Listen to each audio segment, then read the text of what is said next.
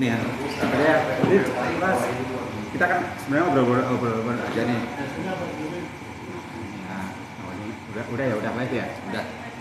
Oke, halo guys. Ini pertama kali live, kita akan ngobrolin tentang pertanahan. Kenapa tuh? Apa ya deh ya? Banyak ya kasus pertanahan di Indonesia gitu ya. Pertanahan di Indonesia, ini salah satunya adalah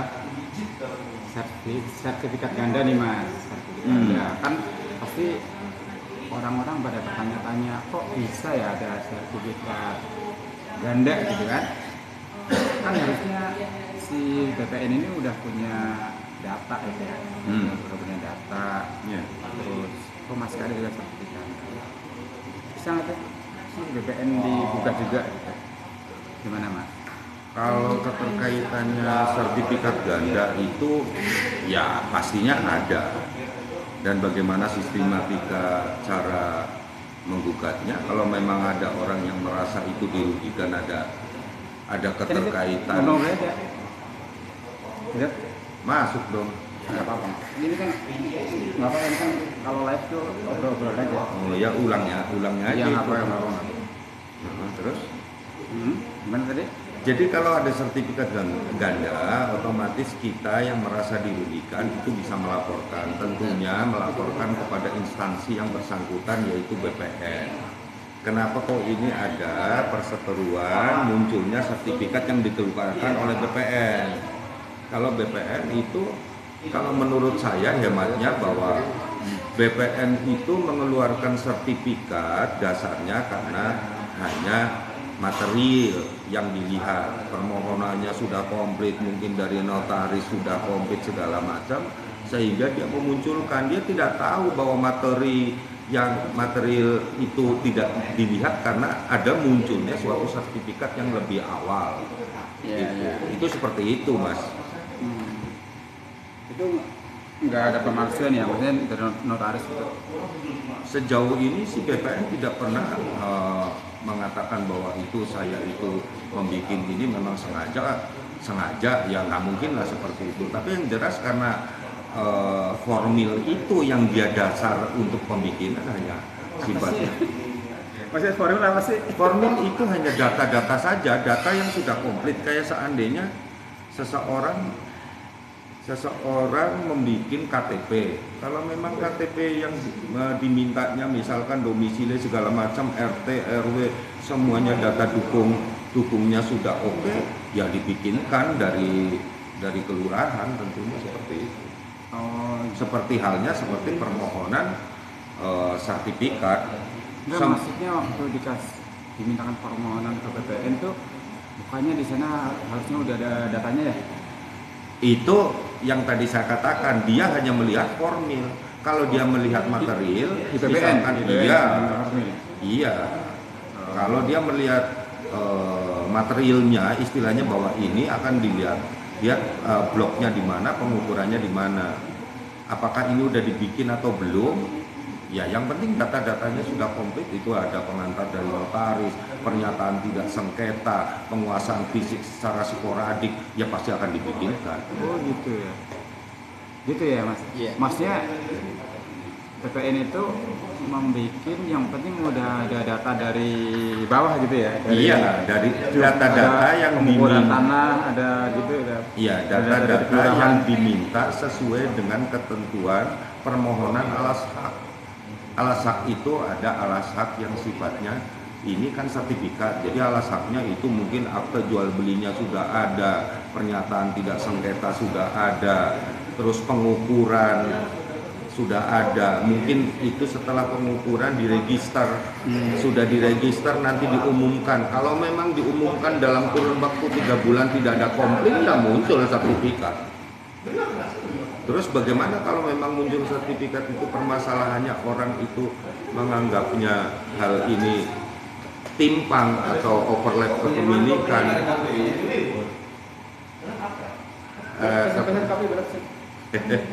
kepemilikan, ya otomatis komplain dulu ke internal. Pemohonannya di mana? BPN, ya komplain di BPN. Setelah komplain di BPN bahwa BPN itu memberikan klarifikasi, kayaknya kami mengeluarkan sudah sesuai dengan prosedur. Tetapi Anda merasa kecewa dirugikan, ya naik lagi tahapannya adalah ke PT UN. Izin nanya Pak. Ya.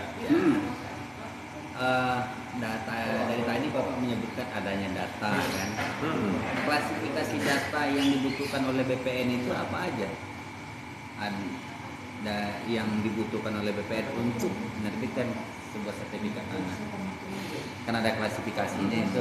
Apa sih klasifikasi? Jadi kalau saya bilang bukan klasifikasi, tetapi syarat-syarat apa yang harus dipenuhi supaya munculnya sertifikat. Tentunya pertama adalah akte jual beli, KTP dari penjual dan pembeli ada, tanda tangan signatur dari penjual dan pembeli ada, pernyataan tidak sengketa dari kelurahan ada. Bahkan kalau dia lebih realnya lagi, kalau dia melalui notaris, BPN itu jelas percaya bahwa itu yang membawa notaris. Makanya hal ini sertifikat dimunculkan karena sesuai dengan syarat-syarat yang memang sudah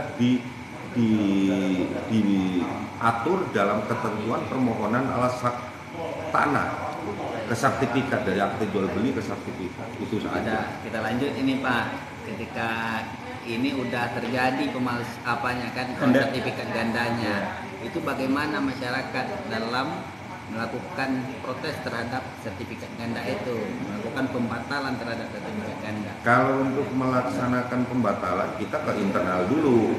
Ya. Bahwa komplain itu adalah yang mengeluarkan. Kalau kita yang mengeluarkan BPN bahwa itu ada sertifikat ganda yang merasa dirugikan, itu pasti akan laporan internal dulu ke BPN. Ini kalau bisa di blacklist dulu sertifikat ini, dasarnya karena saya nempatin di sini ada menunjukkan sertifikat ini juga, tanahnya sini, tempatnya sini, tetapi penguasaan fisik itu saya tempatin. Bagaimana langkah baiknya?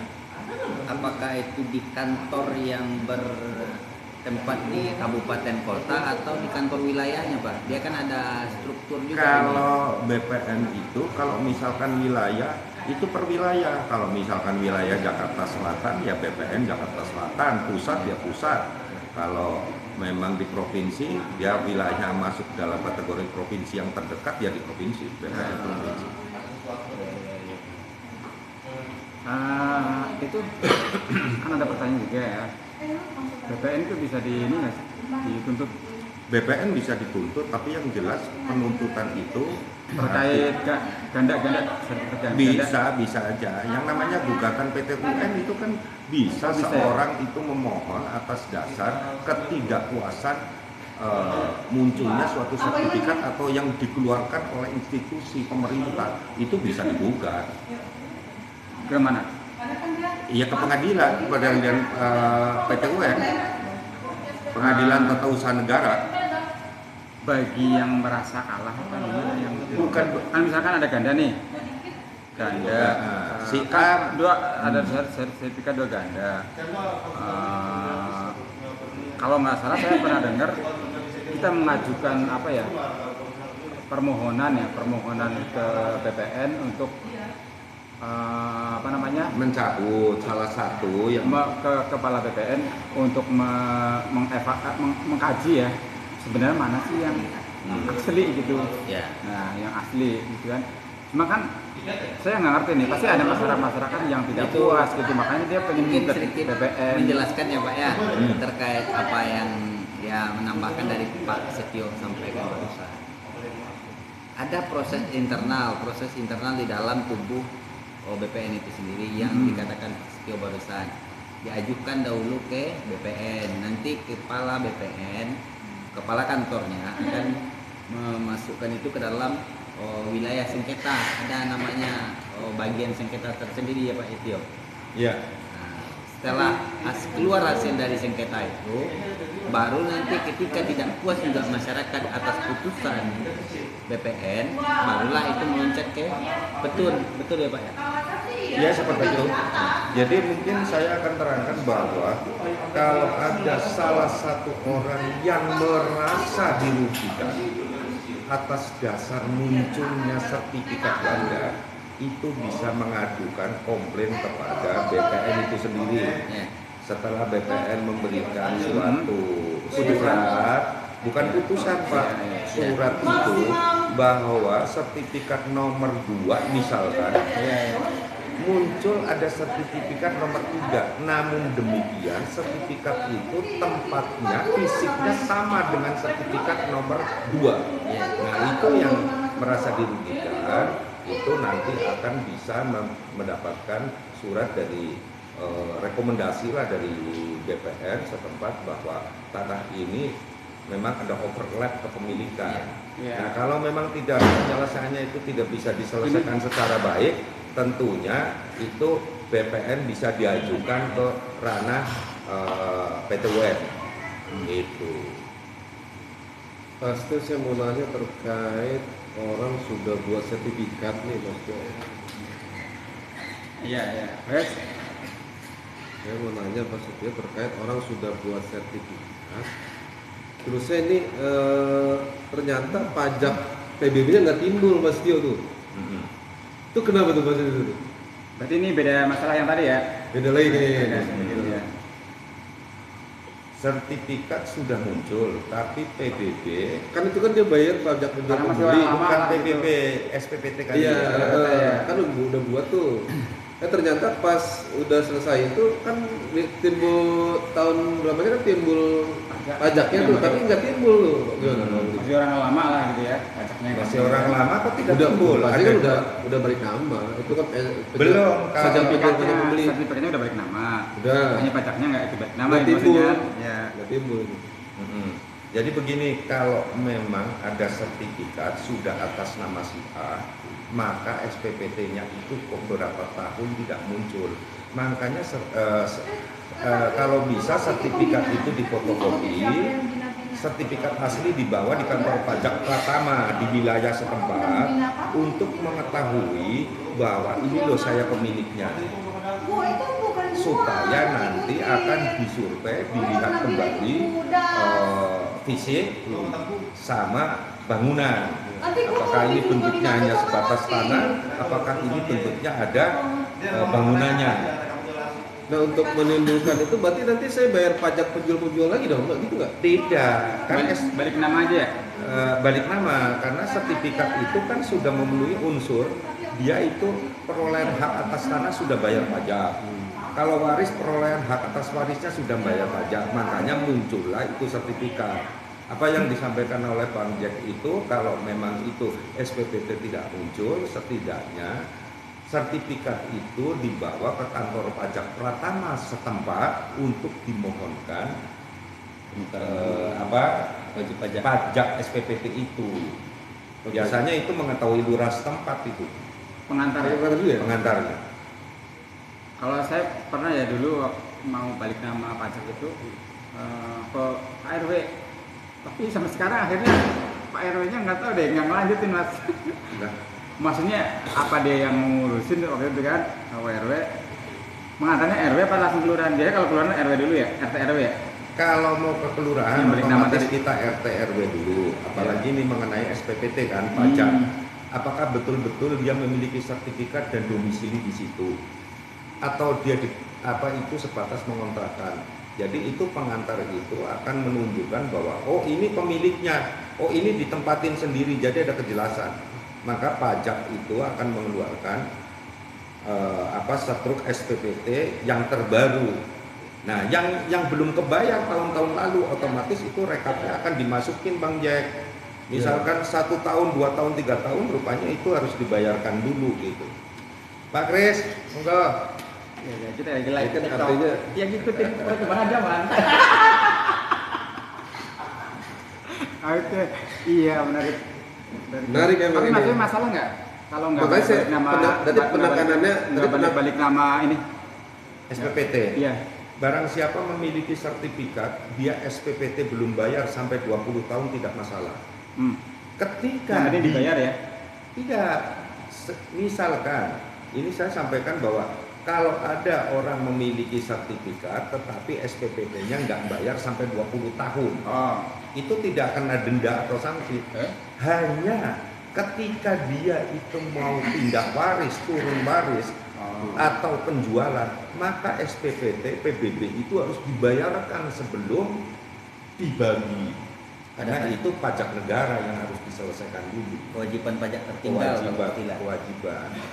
Jadi akibat tadi belum keluar itu, jadi saya penekanannya berarti nggak ada, karena kan balik nama sertifikat tuh ya, karena kita udah dikenakan pajak penjualan ke pembeli, jadi dia belum keluar PBB-nya ya.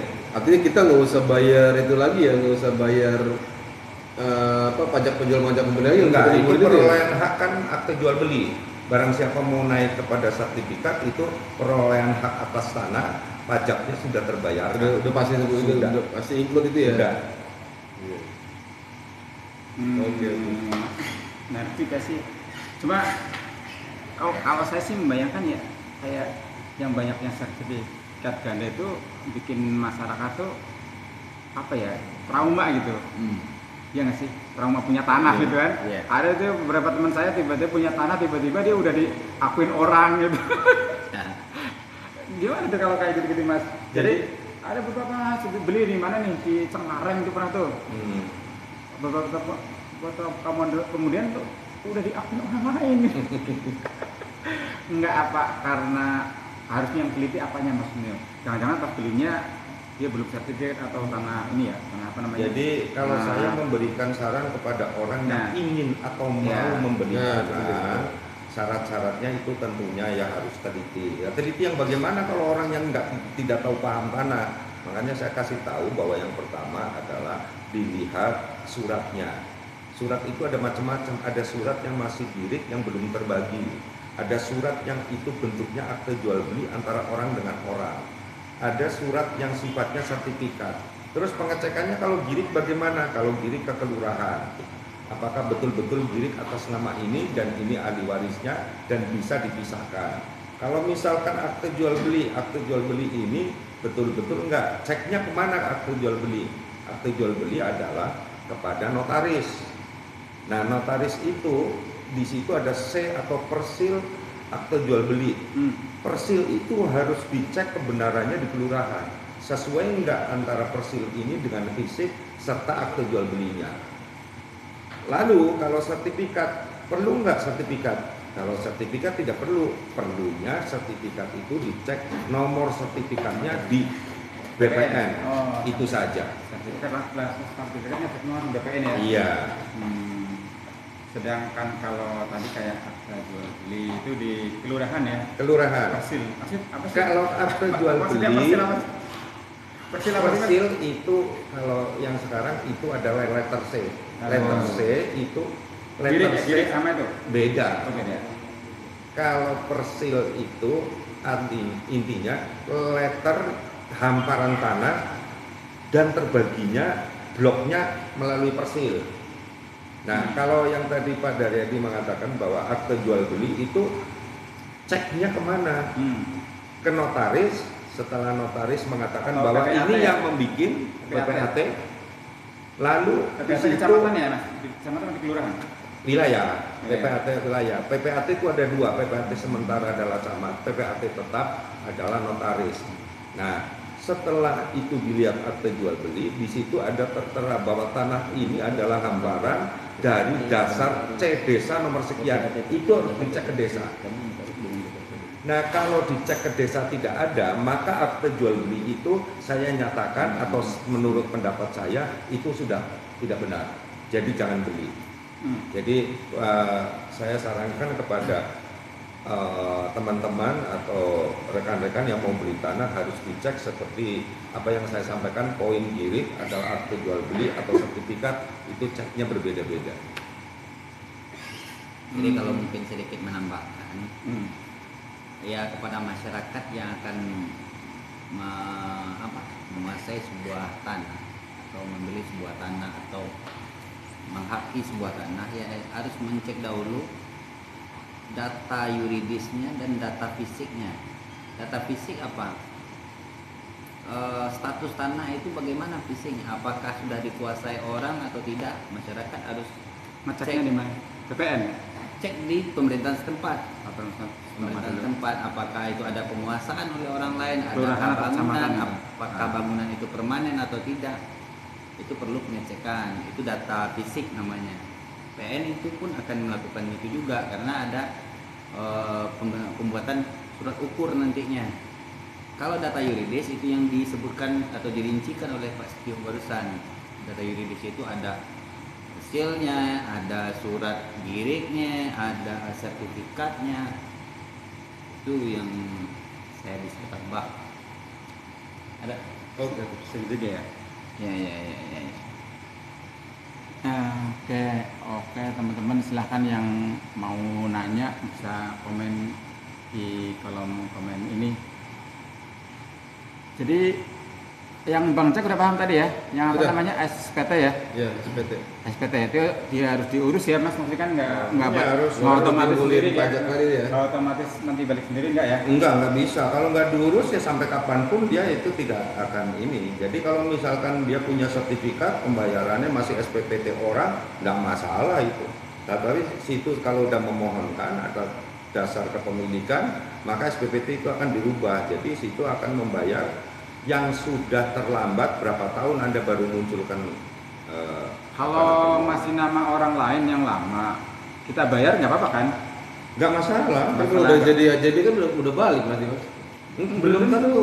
Iya, Kalau betul. walaupun dari buat Kalau nggak AJB dibalik nama belum tentu ya Mas. nggak ya? bisa. Iya tuh. Tetap Kan harus dibalik. AJB-nya udah sertifikat udah nama kita. Iya, AJB iya, cuma Iya.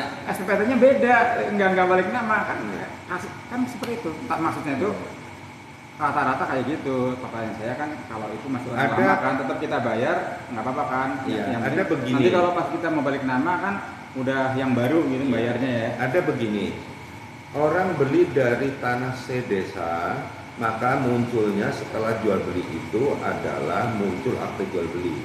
Setelah muncul akte jual beli, pertanyaannya siapakah yang membayar SPPT? Yang membayar SPPT itu masih jelas kepemilikan girik sedesa itu yang dijual kepada saudara. Namun demikian itu bukan tanah saudara yang 100 meter karena yang di sedesa itu hamparannya masih 1000 meter. Kalau sama aja situ kalau dipindah namakan itu sama aja bayarin keseluruhan. Itu lebih baik dipisah dulu di desa baru dimohonkan untuk pembayaran pajak yang Anda beli dari 1000 meter ke 100 meter. Jadi tidak membayari semua. Karena itu dasarnya pembayaran SPPT pajak itu adalah C desa, bukan sertifikat, bukan akta jual beli. Kan banyak juga kalau misalnya gini ya, kita beli sama apa namanya pengembang, sertifikatnya udah kita, cuma tanahnya kadang ada yang di gimana sih Satu pajak hamparan lah. satu hamparan, Iya. nah pajaknya belum dipecah gitu Belum kan dipecah. gitu. Nah berarti bayarnya gimana kalau kayak gitu? Bayarnya tetap pengembang. Developer pengembang. itu tetap harus berkewajiban membayar. Setelah nanti itu penyerahan di pemerintah daerah setempat bahwa rumah ini sudah diserahkan kepada orang-orang yang membeli, maka dipotonglah hamparan-hamparan itu. Jadi Anda itu nanti kalau udah dari developer biasanya pembayarannya agak lumayan gede karena ada mungkin 10 tahun, 7 tahun Anda harus membayar. Kalau bayar ke developer gitu? Bukan bayar ke developer, bayar ke pajak. Pajak. Bukan semuanya developer itu nakal. Jadi satu hamparan itu Pak Daryadi biasanya itu memang tidak dibayarkan. Kan tadi saya sampaikan, SPPT tidak akan ada denda didatengin ke rumahnya, diusir oleh pemerintah kalau tidak bayar SPPT. Tapi tanda petiknya kalau dia membutuhkan sesuatu waris, penjualan, maka itu harus diselesaikan dulu pembayaran SPPT itu. Ya. Oke. Menarik ya, selatan itu. Pertanyaan kedua Mas Edi ini. Boleh. Menarik nih, makin Terkait panas saja tanah nih. Memang luar biasa ini, banyak. Ini kan tanah ini waris ya. Ini ada orang beli. Nah karena waris ini biayanya mahal, tanahnya luas. Nah orang tersebut nih belum bikin AJB tapi surat pernyataan jual beli gitu kalau nggak salah itu. Nggak tahu dibikin di notaris atau gimana. Pak kekuatan hukumnya gimana tuh Pak Setio Budi itu? Kekuatan hukum tetap kuat, tetapi kuat yang bagaimana kalau memang perikatan jual belinya tidak mengetahui lurah setempat dan sedesanya bukan di situ, maka itu tidak ada kekuatan. Menurut legalitas hukumnya itu nol. Jadi hati-hati kalau misalkan ada tetangga saya ada nyicil tanah begini-begini dari Kan dia 50 juta, dari 1 iya, juta. kan ada kwitansi itu dia. Ada kwitansi. Nah, Nah, dia itu dikuatin sama surat pernyataan jual beli dari notaris iya. gitu misalkan. Oh, itu sangat kuat. Kan ada yang membeli tanah itu dari 1 juta, 2 juta sampai total misalkan Cicil ada. 75 juta dapat 100 meter. Itu saya harapkan bagi orang yang tidak memiliki tanah dan ingin seperti itu, setidaknya ada 2 saksi, yaitu RT RW setempat di situ, dan tentunya mengetahui dari pihak lurah. Lagi diskusi Pak. Ya, ahlinya. Dari pihak lurah harus mengetahui. Karena notaris juga bisa ya berarti ya? Surat pernyataan jual Saya beli. rasa orang nyicil itu ke notaris sudah biayanya lebih besar Pak Jack. Maka dari itu ya udahlah dengan kwitansi. Tapi kwitansi itu jangan antara penjual dan pembeli, atau perikatan itu antara pemberi uang sama penerima uang. Setidaknya harus minimal 2 saksi untuk memperkuat bukti-bukti nanti seandainya tidak diinginkan di kemudian hari. Oh, saya nggak pernah. Nah, itu ada kekuatan hukum itu. Oke. Oke ya. Banyak sih ya kasus tanah ya.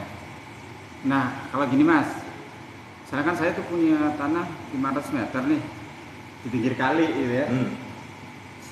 Setelah berjalan tuh ke gerus sungai kan, tinggal 300 meter tuh. Saya harus urus lagi nggak itu?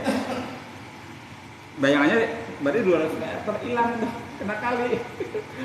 Ya. Perlu diurus lagi nggak? Tinggal 300 meter itu ke BPN. Sertifikat baru lah misalnya gitu. Itu kasus itu seperti yang pernah saya tangani mediasi di Jakarta Timur. Tentunya kalau dia memiliki tanah 500, rupanya kegerus kali itu sampai 1 meter kali sekian, jadi sisanya tinggal 450 misalkan. Iya, misalnya. 50 hilang. Nah, kegerus itu ya kita bisa melaporkan. Itu karena proyek kali itu kan proyek pemerintah. Setidaknya orang yang kegerus itu kan merasa dirugikan. Iya. Ya pemerintah setempat lah, kita dari kelurahan, kecamatan, pemerintah daerah setempat harus meninjau mengenai permasalahan longsornya sebagian tanah kami di pinggiran kali yang seperti itu. Iya. Nah maksudnya tuh selanjutnya tuh dibuat sertifikat baru nggak? Oh tidak. Jadi Berarti masih 500 meter dong? kan masih 500 punya Padahal udah hilang 50. udah 50. Makanya itu kita melaporkan supaya itu diselisih. Artinya diberi pondasi sesuai dengan ketentuan. Oh ini hilangnya 50 meter, oh 1 meter kali ini. Oh ini batasnya kali itu sekian. Nah kalau memang pemerintah setempat dari kita permohonan komplinya itu dari lurah, camat, pemerintah setempat, rupanya ya saya belum ada anggaran, kalau bisa itu nanti saya ganti ini itu, ya silahkan aja, itu kan untuk kepentingan bersama. Tapi setidaknya harus kan, ada kejelasan. Itu kan maksudnya itu kalau itu ada proyek dari pemerintah. Iya. Nah, itu bayangnya itu ya. Iya kalau ya alam di kampung nih, ya kan itu memang gerus banjir biasa gitu. Maksudnya itu fakta realnya sekarang jadi 400 meter doang gitu.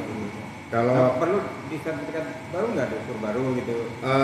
kalau pengukuran baru biasanya kalau misalkan itu atas nama Mas Daryadi, tanah di sertifikat itu 500, sekarang rupanya 400.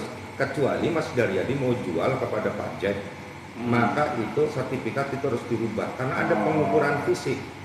Setiap jual beli, baik itu akte jual beli, baik itu sertifikat, setiap mau dijual pindah tangan ke orang lain, maka dari BPN itu harus ada pengukuran ulang.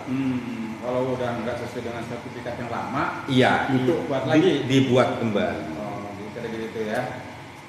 Masalahnya mungkin gini ya, tadi kan hilang 50 meter nih, atau hilang 100, suatu saat siapa tahu kembali gitu ya, si sungainya jadi dangkal lagi. Kan masih punya kita ya, itu maksudnya mungkin nggak usah diurus gitu. Ada juga yang Nggak usah menggelitik. diurus lagi gitu. Ada juga yang menggelitik Dari mau seperti itu, dijual, Pak. dari mau dijual. Kalau misalnya itu tergerus, kalau sungainya menyusut, Ya, sungai itu menjadi Menyusut. beralih tempat jadi tanah biasa.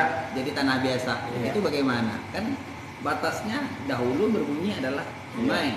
Sekarang kan nggak lagi ada sungai di Kalau situ. rekap data di desa itu hamparannya udah tahu. Nah, Tetapi kalau memang itu kegerus atau mungkin ada suatu alam yang berubah, Ya. maka ketentuan itu ngikutin yang lama saja. Nggak usah takut. Misalkan, tapi kayak Pak Sabran bilang, kalau misalkan dangkal itu miliknya siapa di sana? Iya. Itu bukan satu hamparan. Karena di bunyi akte jual beli atau desa atau sertifikat bunyinya 500. Jadi kalau misalkan ada penambahan 600 itu bukan milik kalian. Sertifikatnya cuma 500 tadi kan? Iya. Iya, tapi ada pendangkalan. Maksudnya tanah negara berarti ya? Itu tanah negara. Jadi mungkin benar juga yang tadi kalau nggak dijual nggak usah di sertifikat Nggak dulu. usah, ya. Nanti kalau nyusut ya, kalau sungainya jadi tanah biasa kan Ya, berarti itu itu masih punya milik kita, kita. punya kita mungkin gitu maksudnya. Ya, ya. Masuk akal juga ya. Ya memang prosedurnya begitu. Cuma kalau mau dijual ya diukur ya. Siapa tahu nanti tadi jadi 400 meter yang awalnya 500 tetap nanti transaksinya tuh cuma 400 meter kan. Kalau misalkan ada yang kegerus gitu. Terus Enggak, tadi pas lapor yang kekurangan tadi, misal pemerintah, oh ternyata benar 50 terus itu dapat kewajiban nggak dari pemerintah itu? Iya tadi kalau yang proyek pemerintah itu dapat. Ayo masih gabung mas. Kalau yang proyek pemerintah kalinya dapat, tapi kalau yang Kalau yang kegerus gitu. Kosmayer harus setuju. Nah, itu gimana? Berarti- kalau Kosmayer kan Kalau di Mas Abram. Iya. yang tadi mengatakan bahwa misalkan kalau ada tanah saya sertifikat atau desanya 500 meter, rupanya ada penambahan karena pendangkalan, itu milik siapa? Ya silakan untuk ditanemin. Tapi kalau memang itu proyek muncul, itu setiap orang yang di pinggiran kali itu akan dimintain keterangan desa atau jual beli atau sertifikat miliknya berapa meter. Sisanya adalah milik pemerintah itu. Yang lama ya, saya percaya yang lama ya. Tanah tohan namanya. Iya menarik juga, betul juga tuh. Pokoknya intinya kalau mau dijual ya diukur lagi ya. Iya. Ya Tapi iya, kalau enggak nggak usah ya. nggak usah. Kalau nggak salah kemarin usulan dari BPN suruh diurus lagi ya. Tapi itu masih akal juga nih, nggak usah itu ya.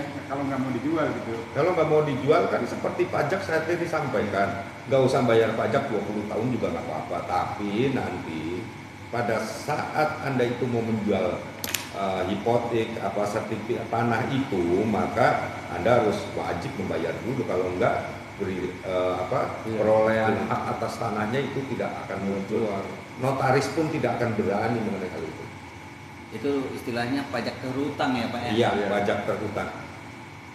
Hutangnya nggak main-main. Iya. Kita udah duduk di situ nggak dibayarin kan, Iya. puluhan tahun. Sangat- Gini Mas Daryadi, ada pertanyaan, Pak, pajak terhutang selama 20 tahun, 30 tahun, apa ada kompensasinya? Pemilihan. Ya. Ada. Kompensasi itu diberikan oleh Pajak kantor. terhutang itu maksudnya kita nggak bayar Terhutang. hutang gitu kan? Kita nggak bayar, kita nggak bayar pajak gitu ya. Kita nggak bayar pajak selama 20 tahun. Sekarang saya mau jual. Setelah mau jual kan saya harus berkewajiban membayar pajak negara selama 20 tahun. Iya. Nah, misalkan 1 tahun Ada saya kompensasi nggak itu? ya, saya misalkan 1 tahun membayar 1 juta, 20 tahun maka 20 juta. Apakah ada kompensasi dari pemerintah yang ininya terkait pajak saya? Tentu saja ada. Dengan syarat orangnya bekerja di mana pada saat ini gitu. Kalau dia pensiunan, kalau ini prosentase pengurangan pajak dari pajak tanah SPPT itu maksimal itu hanya 20% dari pajak yang Pak Sabran sampaikan, pajak terhutang. Oke, terima kasih penjelasannya. Iya menarik ya. Nah, saya agak penasaran ya, gimana ya, bang tanahnya agak ngeri ya. Kemudian kayak ada kayak notaris udah nakal gitu ya sih, dan gitu apa? Jangan dibilang notaris nakal, cuman oknum Oknum. notaris nakal. Oknum apa bener maksudnya gitu? Saya juga penasaran juga gitu. Apa sih misalnya? Saudara-saudara kita. Ya, gitu. iya terkait jadi yang ganda-ganda tadi itu Iya. ada nggak? Jadi kalau kaitannya dengan ada notaris? beberapa oknum, nggak usah notaris, kelurahan juga ada memiliki beberapa oknum. Betul Mas Edi, ada Akta mengeluhkan jual juga. beli itu dibikin oleh notaris. Kalau notaris dipanggil untuk kesaksian karena munculnya suatu iktikat PTUR, Iya. kemunculan itu, maka notaris akan menyampaikan, saya itu sesuai dengan permohonan yang diminta oleh si pemohon akte jual beli. Dia datang berdua. Saya nggak tahu kalau itu yang ngejual ini pembelinya atau penjualnya itu orang lain. Yang penting saya memunculkan akte jual beli. Kalau saya memang disinyalir saya mengeluarkan akte jual beli palsu, saya akan cabut. Jadi notaris itu jarang untuk dipersalahkan. Iya, hanya sebagai saksi. Ujung-ujungnya kalau memang ini dinyatakan ini, saya karena nggak tahu, dia datang antara penjual dan pembeli, tanda tangan di situ, ternyata tanda tangannya palsu, tidak sesuai, ya saya akan cabut. Itu hak notaris. Artinya dia boleh nggak dipersalahkan gitu. Ketika sifatnya pasif, notaris tidak akan dipersalahkan. Tapi ketika sifatnya aktif, notaris dapat Akan dipersalahkan. dipersalahkan. Nah, kalau yang aktif bagaimana? Misalkan ada tanah hamparan itu 1000 meter, notaris bikin 800 meter. Dia berdalil bahwa ini adalah pengukuran dari BPN. Ini kan pengaduan dari sepihak, maka notaris itu aktif tapi yang sifatnya tidak benar, itu kena. Sifat Gitu. aktif dari notaris itu juga terlihat pada dokumen yang diterbitkannya. Di situ kan ada telah menghadap kepada kami, telah menghadap kepada saya. Ketika ada bahasa telah menghadap itu, apakah benar-benar para pihak itu telah menghadap? Itu keaktifan dari notaris untuk menilai. Iya. Jadi keterlibatan notaris itu dilihat daripada dokumen yang diterbitkan oleh notaris itu sendiri. Jadi posisi hukum dari notaris itu tergantung bagaimana dia menerbitkan dokumen hukumnya. Bukan karena dia hanya saya kan hanya membuat, dan tidak seperti itu. Kejelian, ketelitian, kepastian dalam menentukan siapa-siapa pihaknya itu perlu juga. Jadi kalau tidak bisa dipersalahkan, tidak ada yang tidak bisa dipersalahkan, tetap ada. Iya. Cuman tergantung bagaimana perbuatan hukum itu dilakukan. Ya gitu Pak. Ya, jadi Artinya hasil investigasi ya. Iya. saya lemas penasaran nih Mas. Sebenarnya kembali ke seperti Anda ya. Ini kan pastilah ada masyarakat yang sangat tersakiti kan. Ya kan saya udah beli tanah, sertifikat. Kesel kan kok tiba-tiba ada yang sama gitu, tiba-tiba mengakui gitu kan. Gimana sih kita menjelaskannya ya ke masyarakat gitu loh.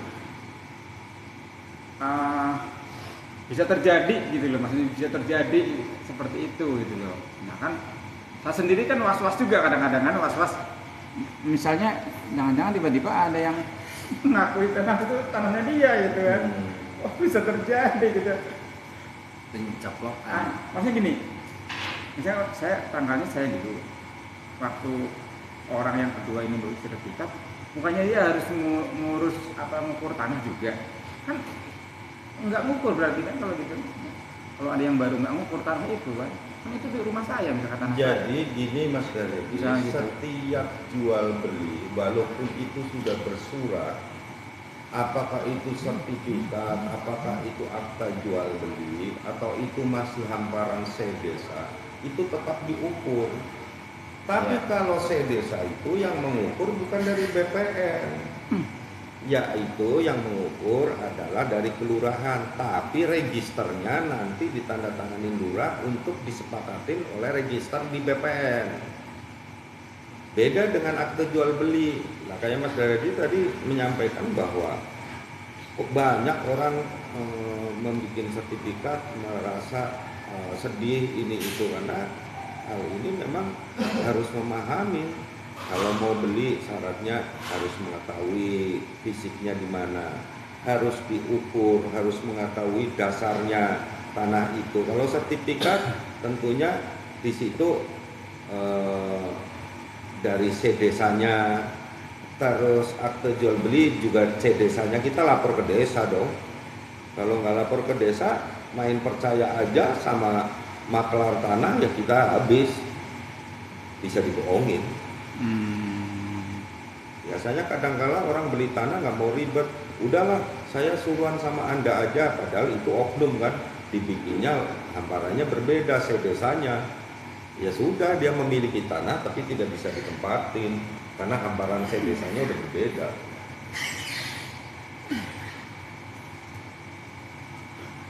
Kan ngomong sama pakar pertanahan kita kalau nggak nyambung terus susah. Padahal banyak masalahnya gitu. Terkait pertanahan itu panjang karena melibatkan oleh terkait nanti waris juga gitu kan. banyak pihak Waris juga. yang terlibat gitu. Negara di sana hanya sebagai pencatatan. Ini Mas, real nih kalau di kampung-kampung ini suka pembagian waris kan tanah ya, khusus tanah. Perasaan terus nggak pada diurus sertifikatnya itu gimana tuh Mas? Iya gitu nggak kira-kira? Enggak masalah. Maksudnya udah dibagi-bagi tapi kekeluargaan aja gitu.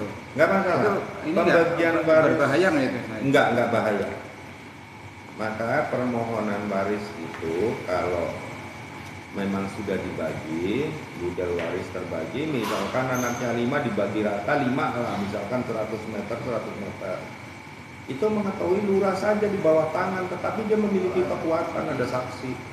Nah, setelah itu nanti dimohonkan kepada notaris pembagian waris itu. Setelah notaris bertindak, baru ke sertifikat. Oke. Ada lagi Bang Jack yang mau ditanyakan? Cukup, nanti saya lanjut lagi terkait tanah. Ya. Mungkin sementara kita live-nya segini dulu ya. Ya, nanti kita lanjut lagi. Kita lanjutkan dengan tema yang lain. 1 jam. Udah langsung sektor. Saya masalahnya ini belum paham, takutnya yang terakhir nggak kerekam apa ini waktunya tetap ini ya bebas apa aja ada batasnya itu Jack. Honornya bagaimana?